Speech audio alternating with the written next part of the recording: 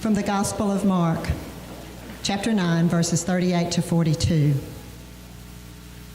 John said to Jesus, "Teacher, we saw someone throwing demons out in your name, and we tried to stop him because he wasn't following us." Jesus replied, "Don't stop him. No one who does powerful acts in my name can quickly turn around and curse me. Whoever isn't against us is for us. I assure you that whoever gives you a cup of water to drink because you belong to Christ will certainly be rewarded. As for whoever causes these little ones who believe in me to trip and fall into sin, it would be better for them to have a huge stone hung around their necks and to be thrown into the lake." This is the word of God for the people of God. Thanks be to God. In Dr. Seuss's story of the Sneetches, we are introduced to two types of Sneetch. Those with stars upon theirs, and those without stars. The story never really says how the star-bellied Sneetches received their stars, or for how long they had had them. But it is very clear that they feel superior to the plain-bellied Sneetches. The star-bellied Sneetches became arrogant and do not even want to associate with the plain-bellied. They would not invite them to their marshmallow roasts or to their Frankfurter roasts. Their children were not allowed to play outside or inside with the plain-bellied. They had been set apart by the stars on theirs, and they were superior to those that did not. They had used their shared uniqueness to separate themselves from the others. Now, never in my life would I have thought that I would have equated one of the disciples of Jesus Christ to a star-bellied Sneetch. But in this story, that's kind of where they're headed. The disciples have begun to do the same thing if we pay attention to this passage. Listen to what John says. "Teacher, we saw someone casting out demons in your name, and we tried to stop them because he was not following us." And I have to admit, the part of me, when I read that, it actually sounds more like an adolescent teenager living in the valley in California.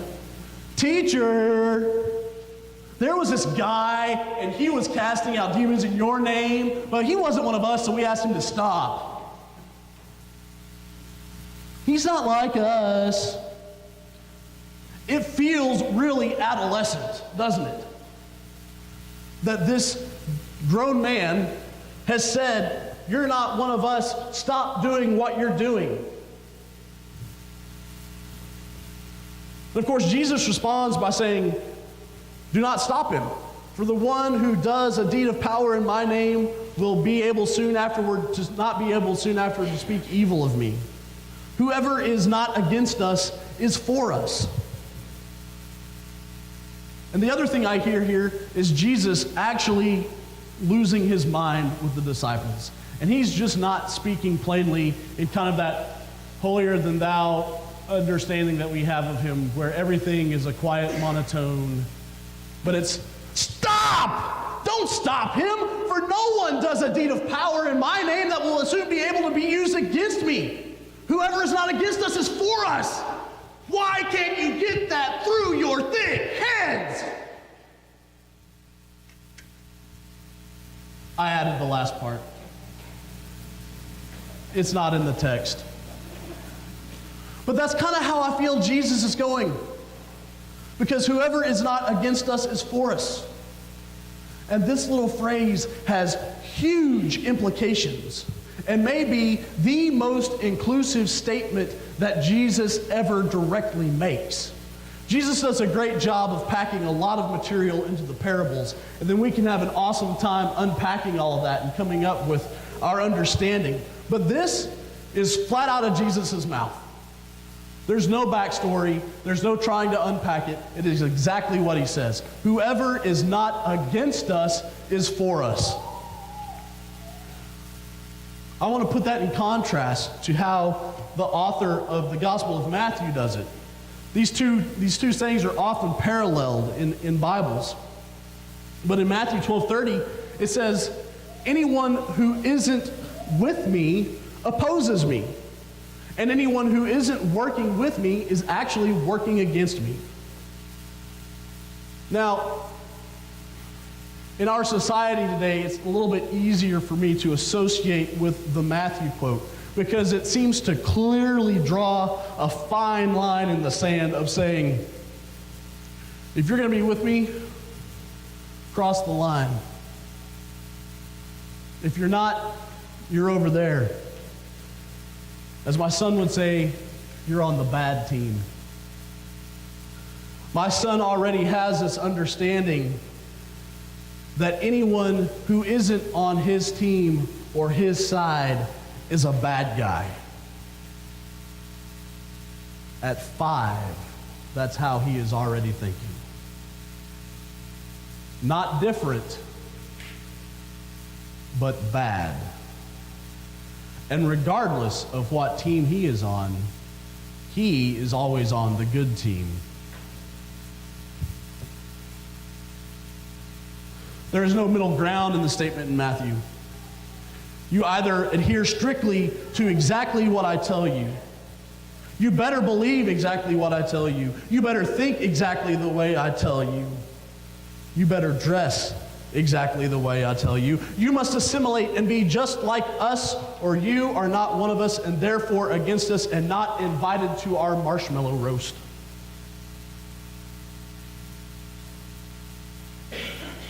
Where's your star? But that is not how the author of Mark has quoted Jesus. First of all, there is a wider approach to the adherence, isn't there?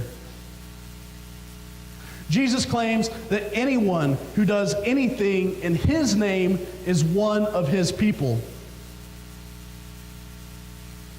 This must have really flown in the faces of the disciples. Because what we understand from the gospel story is that Jesus has called them and set them apart. They were his inner circle. He gave them power and authority over unclean spirits to heal people, to proclaim the gospel, and sends them out to do so. They had special instruction from Jesus. And I am certain that they felt pretty special. I mean, how could you not? We're talking about Jesus.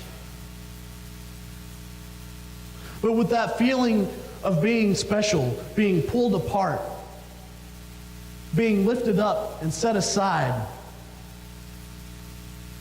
comes the slippery slope of self-righteousness. If we look back at what happens just before this story in the Gospel of Mark, we see that the disciples aren't going around doing kingdom business. They're standing around arguing over which one is the best.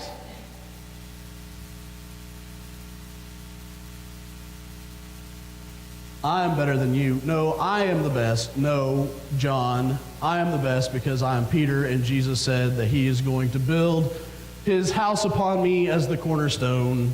La-di-da-di-da-di-da. And Jesus, of course, comes in and completely shatters their perspective and says, you have it entirely wrong.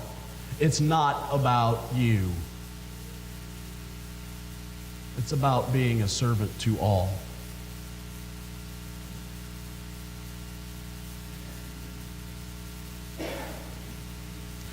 And prior even to this story is the story of a young boy who has a demon. And the disciples are perplexed because they have not been able to cast it out. And they finally go to Jesus and get Jesus, and Jesus casts out the spirit. And they ask Jesus, why could you do that and we couldn't? And Jesus responds, this type can only be removed by prayer.